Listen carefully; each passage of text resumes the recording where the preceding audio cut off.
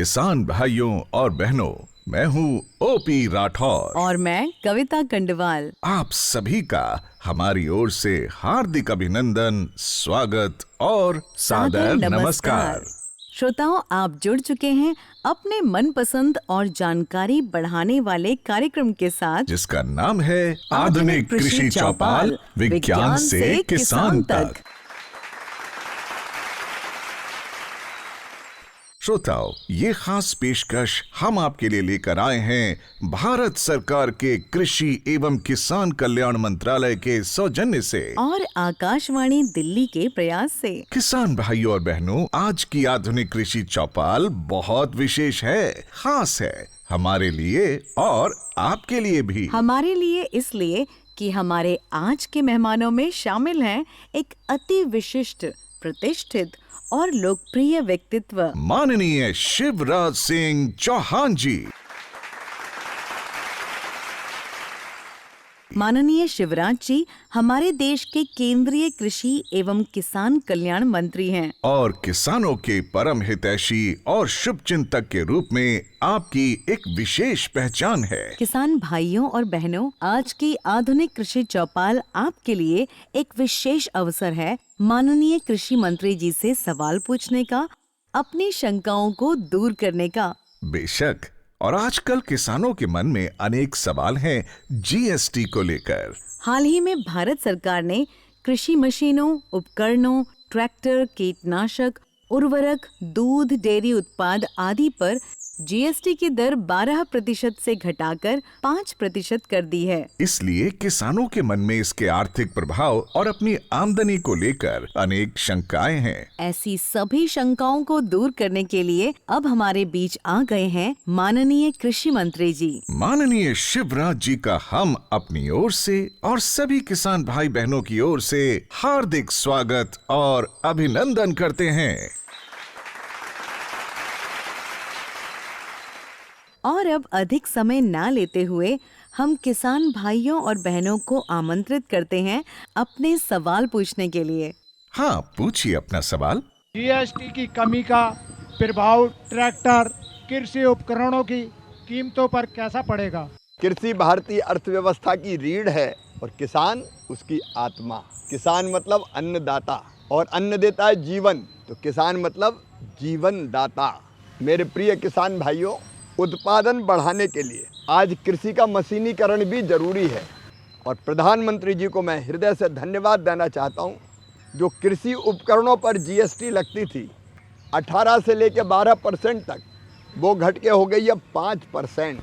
ये जो जीएसटी कम हुई है, 20,000 से लेके 63,000 रुपया तक एक ट्रैक्टर पर किसानों को बचत होगी। अब ये ट्रांसप्लांटर है, जो ये ट्रांसप्लांटर जिससे हम धान की रुपाई करते हैं, इसकी कीमत भी 4 रोका जो है 15,400 रुपया कम हो जाएगी। ऐसे ही थ्रेसर जिसकी बहुत ज़रूरत होती है हमको, तो थ्रेसर पर भी जो 4 टन प्रति घंटे वाला, उस पर 14,000 रुपया बचेंगे। पावर बीडर पर जो खरपतवार निकालने के काम आता है, औसतन 5,495 रुपया बचेंगे। ट्रॉली जो ट्रैक्टर के पीछे हम लगाते हैं, तो वो 5 टन का है, तो उस पर भी 10,500 रुपया बचेंगे लगभग। और सीड कम फर्टिलाइजर ड्रिल जिससे बिजाई करते हैं, उस पर भी 3,220 रुपया औसतन बचेंगे। और जो 13 रो वाला सीड कम फर्टिलाइजर ड्रिल है, उस पर 4,375 रुपया बचेंगे। हार्वेस्टर कंबाइन, तो इस पर 1,87,500 रुपया लगभग बचेंगे। ऐसे ही स्टार रीपर जो कटाई की मशीन है भूसे के, 21,875 रुपये। सुपर सीडर 16,875 रुपया। हैप्पी सीडर गेहूं के लिए 10,625 रुपया। और रोटावेटर जो जुताई के काम आता है 7,812 रुपया। और बेलर स्क्वायर जो गांठें बांधता हुआ चलता है गठाने, इस पर भी 93,705 रुपया। और मल्चर 11,562 रुपया। और न्यूमेटिक प्लांटर जो प्रिसीजन खेती के काम आता है 32,812 रुपया।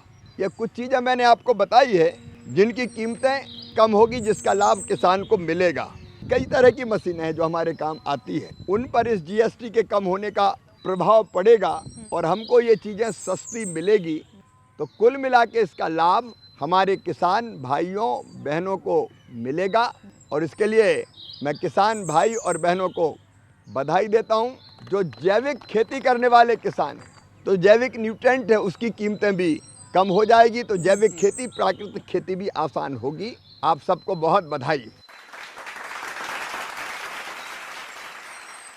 मंत्री जी, आपने जीएसटी कम होने के आर्थिक प्रभाव पर बहुत ही उपयोगी जानकारी दी है। आपको धन्यवाद देने के साथ हम आगे बढ़ते हैं एक अन्य किसान के सवाल की ओर। माननीय मंत्री जी, आपसे एक प्रश्न है। एक युवा किसान गांव में रहकर खेती करना चाहता है, उसे जीएसटी घटने के क्या फ़ायदा होगा? खेती में किसान बहुत मेहनत करता है, दिन और रात खून पसीना एक करता है, और खेती फायदे की हो इसकी किसान को ज़रूरत है। और इसके लिए प्रधानमंत्री श्री नरेंद्र मोदी जी ने 6 सूत्रीय रणनीति बनाई, हम कृषि विभाग ने भी। नंबर 1, उत्पादन बढ़ना चाहिए, मतलब पर हेक्टर उत्पादन कैसे बढ़े। नंबर 2, उत्पादन की लागत कम होनी चाहिए। उत्पादन बढ़ जाओ, लागत बहुत बढ़ जाए तो फायदा तो होगा नहीं। उत्पादन बढ़े, लागत घटे, दाम ठीक मिले, नुकसान हो तो की भरपाई हो जाए, जैसे अभी बाढ़ में हो गया नुकसान। और कृषि का विविधीकरण, एक ही फसल कई बार खेतों को खराब कर देती है। और उसके साथ साथ प्राकृतिक खेती, जैविक खेती जैसी चीजें भी। अब जो जीएसटी कम हुई है उसके कारण उत्पादन की लागत कम होगी। और एक बात यह कि जब मशीनों से खेती करते हैं तो उत्पादन बढ़ता है, लागत कम होगी, उत्पादन बढ़ेगा, तो इसका मतलब है किसान का लाभ बढ़ेगा, मुनाफा बढ़ेगा, और उसका उसके जीवन पर बहुत सकारात्मक असर पड़ेगा। इसलिए खेती करने वाले किसान के लिए जीएसटी घटना ये निश्चित तौर पर फायदे को बढ़ाने वाला साबित होगा। किसान भाइयों और बहनों, आजकल खेती में एक बड़ी समस्या बाजार में नकली दवाओं और नकली कीटनाशकों की है। हमारे किसान भाई इस पर एक सवाल पूछना चाहते हैं मंत्री महोदय से। खराब बीज को रोकने के लिए केंद्र और राज्य सरकार क्या कदम उठा रही है? क्योंकि ये बहुत बड़ी समस्या है। कई बार किसान परेशान हो जाता है। नकली पेस्टिसाइड, घटिया पेस्टिसाइड, कोई जगह तो नकली खाद बना दी, घटिया बीज। अब अगर बीज ही सही नहीं होगा तो उत्पादन कैसे होगा? विकसित कृषि संकल्प अभियान के दौरान भी ये बात आई थी, और इसलिए मैंने हर राज्य सरकार को, क्योंकि हमारे पास कानून है कि अगर कोई इन चीज़ों को घटिया, अमानक स्तर का या नकली बेचता है, सैंपल उठाने का प्रावधान है, लैब में उनकी जांच कराएं, और जांच करा के अगर वो अमानक, घटिया या नकली निकले, 3 महीने से लेकर 7 साल तक की सजा का प्रावधान, और उसके साथ साथ दंड का भी, जुर्माने का भी प्रावधान। लेकिन इसका प्रभावी ढंग से उपयोग होना चाहिए। इसलिए मैंने सभी मुख्यमंत्रियों को चिट्ठी लिखी, कृषि मंत्रियों की बैठक बुलाई, क्योंकि यह कार्रवाई मुख्यतः राज्य सरकारें करती है।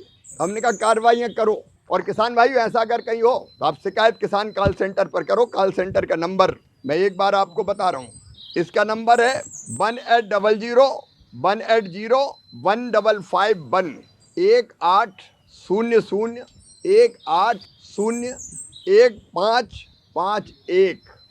ये किसान कॉल सेंटर है। हर हफ्ते चिन्हित शिकायतों के बारे में मैं भी जानकारी लूँगा कि इस शिकायत का क्या हुआ। अब जैसे मैं एक उदाहरण बताऊं आपको, विदिशा जिले में मुझे किसान ने शिकायत की कि मैंने सोयाबीन में पेस्टिसाइड, मतलब कीटनाशक दवाई डाली नाश करने के लिए कि खरपतवार खत्म हो जाए और सोयाबीन ठीक से बच जाए। हो उल्टा गया, सोयाबीन मर गया और खरपतवार वैसी की वैसी थी।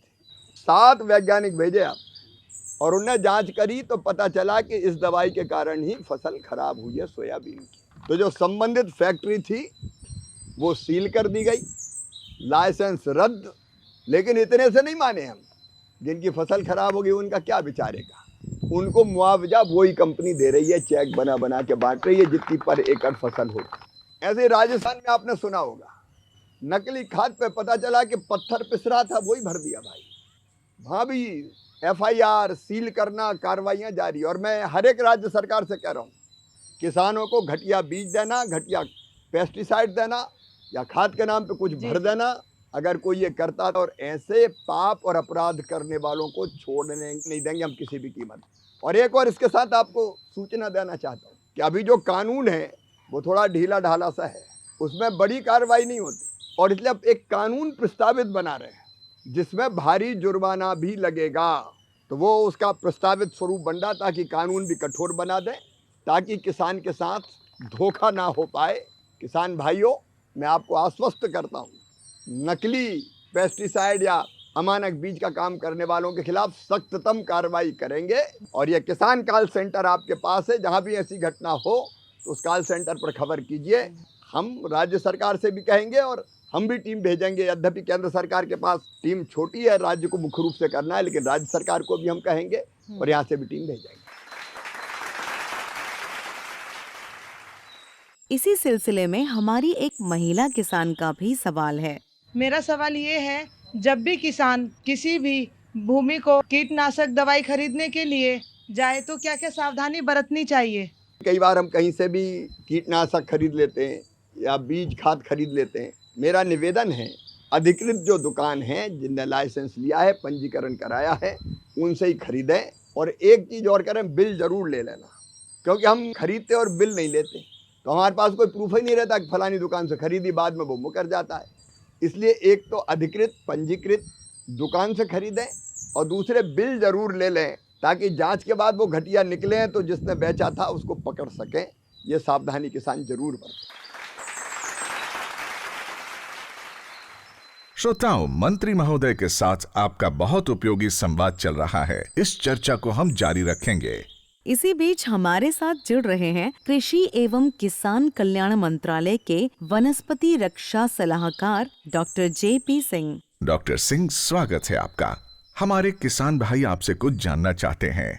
मानिए, मेरा जो सवाल है वैज्ञानिक जी से है कि कीटनाशक दवाओं का नियंत्रण कैसे रोका जाता है, कीटनाशक दवाओं को सुनिश्चित कैसे किया जाता है? जहाँ तक कीटनाशक की गुणवत्ता की बात है, ये एक बहुत ही महत्वपूर्ण इनपुट है जो किसान की एक आमदनी से जुड़ा हुआ है, उसकी खेती किसानी से जुड़ा हुआ है। और गुणवत्ता का कार्य प्रमुख रूप से राज्य सरकार देखती है, लेकिन भारत सरकार भी इसमें सहयोग करती है। इसमें मुख्य रूप से जो पंजीकरण है वो कीटनाशी अधिनियम 1968 के तहत धारा 9 में भारत सरकार ने पंजीकरण की व्यवस्था की है, जिसमें आयात या निर्माण जो कीटनाशी का होता है उसके लाइसेंस से पहले पंजीकरण की व्यवस्था होती है। और जो लाइसेंस है वो निर्माण का हो, वो भंडारण का हो, वो इस्तेमाल का हो, वो प्रदर्शनी का हो, सभी तरह की व्यवस्थाओं जो लाइसेंस है वो राज्य सरकारें देती हैं। और इसमें दोनों की भूमिका बहुत महत्वपूर्ण है और दोनों की व्यवस्थाओं में सुचारू रूप से और योगदान देने की जो आवश्यकता है, मंत्री ने जो इस पे जोर दिया है, भारत सरकार की तरफ से हम लोग प्रयासरत हैं। हमारे बहुत से किसान भाई फसलों की नई किस्मों के बारे में जानना चाहते हैं और ये अहम जानकारी देने के लिए हमारे साथ मौजूद हैं भारतीय कृषि अनुसंधान परिषद ICAR के उप महानिदेशक फसल विज्ञान डॉक्टर देवेंद्र कुमार यादव जी। डॉक्टर यादव, स्वागत है आपका। नई किस्में, जैसे पिछले 10 साल की अगर हम बात करें तो हमने पिछले 10 साल में 3053 विभिन्न किस्में निकाली और उसमें से 85% जो किस्में हैं वो जो आज क्लाइमेट रेजिलेंट की हम बात करते हैं बार बार, तो इनमें कोई ना कोई गुण, चाहे बीमारी के प्रति प्रतिरोधकता हो, चाहे कीड़े के लिए हो या अधिक तापमान, सूखे के लिए, जल भराव के लिए, तो उस तरह के गुण उसमें विद्यमान हैं। उसके साथ ही जो 190 के आसपास किस्में हमने बायोफोर्टिफाइड, जिसमें कि आपके न्यूट्रिशन ज़्यादा है, जैसे आज के डेट में एक माल न्यूट्रिशन एक बड़ी समस्या है, तो उसके लिए जो गेहूं में जो हमारी आज की डेट में किस्में हैं उसमें लगभग 50% जो क्षेत्र है आज गेहूं में वो बायोफोर्टिफाइड किस्मों से हैं, जिसमें प्रोटीन की मात्रा अधिक है, जिंक की मात्रा अधिक है, आयरन की मात्रा अधिक है। तो ये किस्म विकास का कार्य है। इसी तरह हॉर्टिकल्चर में भी लगभग हमने 815 किस्में पिछले 10 सालों में निकाली हैं। 109 किस्में माननीय प्रधानमंत्री जी ने पिछले साल 11 अगस्त को किसानों को समर्पित की थी। उसके अलावा जो हमारा बीज का कार्यक्रम है, तो भारतीय कृषि अनुसंधान परिषद का मेन कार्य है जो प्रजनक बीज, जो उसकी पहली श्रेणी होती है जिसको ब्रीडर सीड कहते हैं, उसको पैदा करा के जितनी भी किस्में हैं उसको जितनी भी राज्य की एजेंसी हैं सरकार की, जैसे NSC है, राज्य के कारपोरेशन है, प्राइवेट सेक्टर है, फार्मर प्रोड्यूसर ऑर्गेनाइजेशन है, उनको गुणवत्ता युक्त उसका ब्रीडर चीज उपलब्ध कराना। और उसके अलावा हमारी एक स्कीम है बीज की, उसमें हम किसानों के द्वारा भी हम बीज पैदा कराते हैं। श्रोताओं, अब हम एक बार फिर से मंत्री जी के साथ संवाद को शुरू करेंगे। हाँ, तो किसान भाई अब आप पूछ सकते हैं अपना सवाल। मेरा सवाल है महोदय जी, जैव उत्तेजक के बारे में बताएं आप। कोई भी ऐसी दवाई जैव उत्तेजक के नाम पे जो बन रही है उसकी जांच करवानी पड़ेगी। बिना जांच के जो दवाइयाँ बिक रही है वो इलीगल, अवैध बिक रही है, ये मानना। और हम उसकी सूची भी जारी करने वाले हैं। तो हमने एक व्यवस्था की कि 3 जगह इसकी जांच वैज्ञानिक करेंगे और इसका फ़ायदा होगा तो इसको किसान को रिकमेंड करें कि भाई ये फ़ायदा है इससे। अभी तक जो मेरी जानकारी है, कुछ बढ़ गई होती पता नहीं, 642 के आसपास दवाई ऐसी निकली है जिनको डालने से फ़ायदा है और बन रही थी 30,000। तो जब जांच की बात आई तो थोड़े बहुत लोग तो वैसे ही जांच ही कराने नहीं आए। उसकी सूची बाकायदा प्रकाशित की जाएगी, जिसको डालने से फ़ायदा है, वैज्ञानिक जिसका परीक्षण हो गया हो उसी को हम लोग मानेंगे कि वो दवाई सही है। चलिए एक और सवाल लेते हैं अपने किसान भाई का। माननीय मंत्री जी, हाल ही में अभी आपकी सरकार के द्वारा कृषि संकल्प अभियान चलाया गया, उससे किसानों को बहुत फ़ायदा हुआ, वैज्ञानिक उनके घर तक पहुँचे। क्या आगे आने वाली जो रबी की फसल है हमें उसमें भी इसी तरीके का अभियान चलाए जाएंगे? खेती में अगर हमको पैदावार बढ़ानी है, प्रॉफिट बढ़ाना है, अच्छी उपज पैदा करनी है, तो ज़रूरी है कि आज की जो आधुनिक तकनीकी है और जो नए नए रिसर्च हो रहे हैं, हमारे वैज्ञानिक शोध कर रहे हैं। हमारे लगभग 16,000 कृषि वैज्ञानिक हैं जो ICAR के संस्थानों में काम करते हैं, रिसर्च कर रहे हैं, शोध कर रहे हैं। लेकिन एक बात थी कि वैज्ञानिक और किसानों का कभी मिलन ही नहीं होता था। वैज्ञानिक बैठे लैब में रिसर्च कर रहे हैं और किसान खेती कर रहा है। पिछले साल जब प्रधानमंत्री जी यहीं पूसा में आए थे और उन्होंने कई बीजों की किस्में रिलीज की थी, तब उनके मन में ये बात आई कि लैब टू लैंड जोड़ना चाहिए। मतलब किसान और वैज्ञानिक और एग्रीकल्चर का अमला, राज्य का हो, केंद्र का हो, वो सब मिलके तो बात करें कभी। और उसी से प्रेरणा लेके हमने इतने व्यापक पैमाने पर पहली बार विकसित कृषि संकल्प अभियान बनाया खरीफ की फसल के लिए। और विशेषकर 2 चीज़ें निकली। एक, किसानों ने अपनी समस्या बताई कि भैया जैसे मेरठ हम गए तो वहाँ एक वैरायटी है 238, अब उसमें वो रेड रोड घुस गई जो अंदर घुस के पूरे गन्ने को बर्बाद कर देती है। कपास में गुलाबी सुंडी एक बीमारी, ऐसी अलग अलग जगह किसानों ने बताई। तो ऐसे 500 बातें किसानों ने बताई हमें कि इन पे रिसर्च करो भैया, ये इस तकलीफ से हमें बचाओ। तो हमने तय किया कि हमारे वैज्ञानिक अब वो ही रिसर्च करेंगे जिसकी किसान को ज़रूरत है। जो समस्या उसी पे तो रिसर्च करो तो फ़ायदा है। अगर दूसरी चीज़ों पे रिसर्च होगा तो फ़ायदा उसका भी, लेकिन तत्काल उतनी ज़रूरत नहीं है। तो एक हमने तय किया कि जो समस्या आई है उस पर एक वैज्ञानिकों की टीम बनाएंगे और उनको एक टारगेट देंगे कि आप इस पे, जैसे लाल सड़न कैसे रुकेगी, गुलाबी सुंडी की बीमारी कैसे रुकेगी, जल्दी फल खराब, सब्जियां खराब हो जाती है तो हमें अच्छे रेट मिले, नहीं तो टमाटर 2 दिन में खराब हो गया तो औने पौने दाम में ही बेच के आना पड़ता है कई बार। ऐसे कई विषय बताए। तो हमने 1 टीम 1 टास्क करके तय कर दिया। हर टीम एक काम करके उसमें खोजे कि वो कैसे हम किसान की मदद करें। एक फ़ायदा ये हुआ। दूसरा फ़ायदा हुआ कि किसानों ने भी कई नवाचार किए। ये यहाँ बैठे वैज्ञानिक ही वैज्ञानिक नहीं है, किसान भी वैज्ञानिक है। वो तो खेत पे प्रयोग कर रहा है रोज। ऐसे 300 प्रयोग मिले हमें जो किसान खेत पे कर रहा है। जैसे वो मैं कह रहा था लीची की, तो बिहार के किसानों ने कहा कि इस पे ग्लूकोज का घोल लगा दो ऊपर तो सेल्फ लाइफ बढ़ जाएगी, तो सही में बढ़ती है। तो ऐसे जितने प्रयोग किसानों ने किया तो हमने वैज्ञानिकों से कहा भैया किसान ने काम किया या पूरा करो और बेहतर कैसे वैज्ञानिक रूप से हो सकता है ताकि बाकी किसानों को भी लाभ मिले।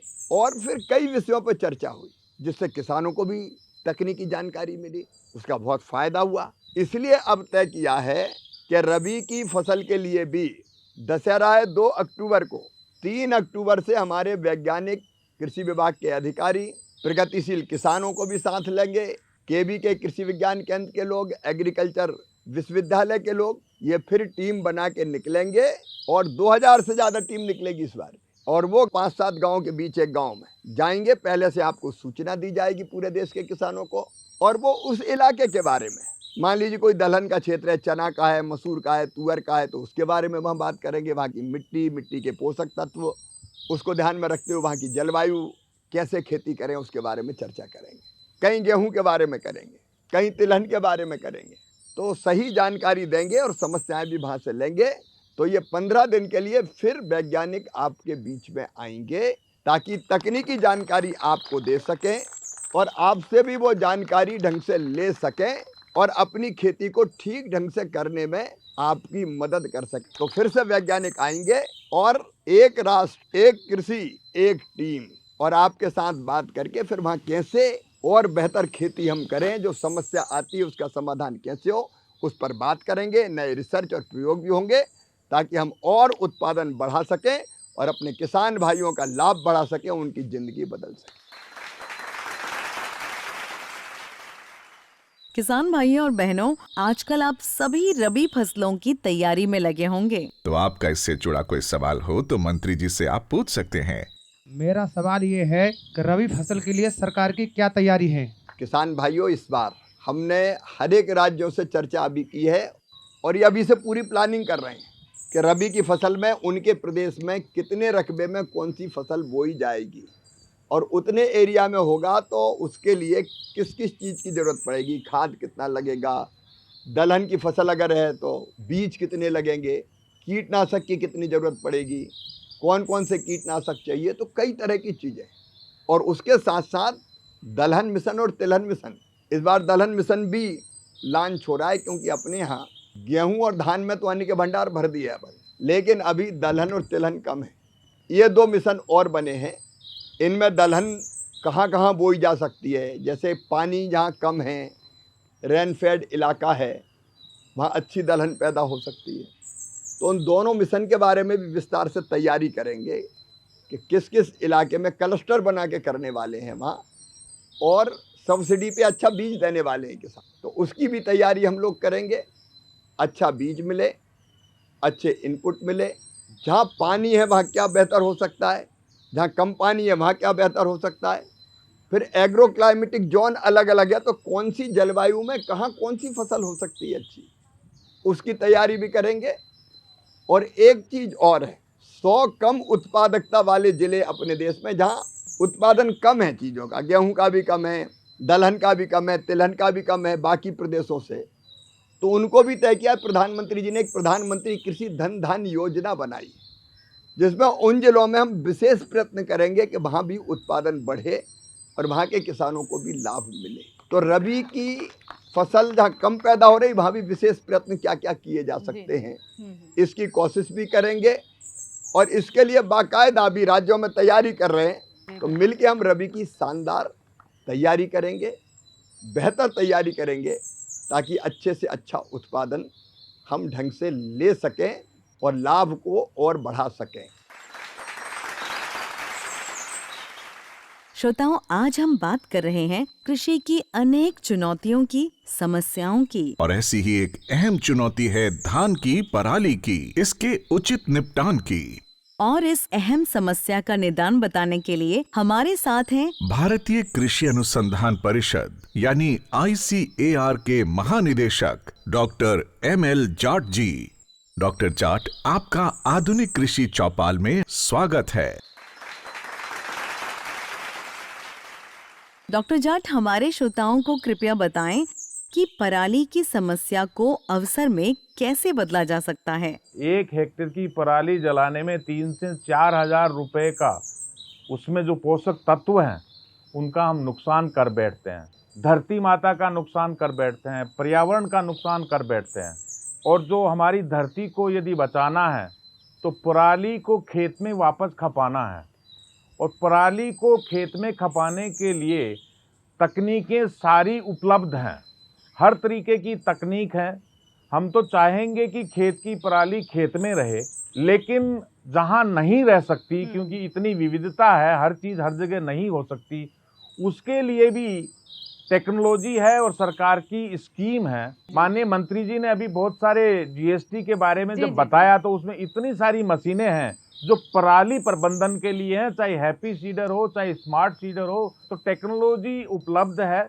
जैसे मैं हैप्पी सीडर की बात करूं तो आप सीधे पराली में बिजाई कर सकते हैं, कुछ भी करने की जरूरत नहीं है, जुताइयां करने की जरूरत नहीं है। 1 हेक्टेयर में आप 7-8 हजार रुपया बचा सकते हैं, लागत कम कर सकते हैं और हमारी उर्वरा शक्ति है मिट्टी उसको भी बढ़ा सकते हैं। तो पराली प्रबंधन की सारी समुचित व्यवस्था है और भारत सरकार की सपोर्ट है पराली प्रबंधन के लिए। विभिन्न जो मशीनें हैं उसके ऊपर अनुदान है, अनुदान के साथ में GST और कम हो गई। तो पराली ना जलाएं, पराली हमारी धरती के लिए, हमारे पर्यावरण के लिए और सब लोगों के स्वास्थ्य के लिए पराली का जलाना ठीक नहीं है, हम उसको खेत में ही खपाएं।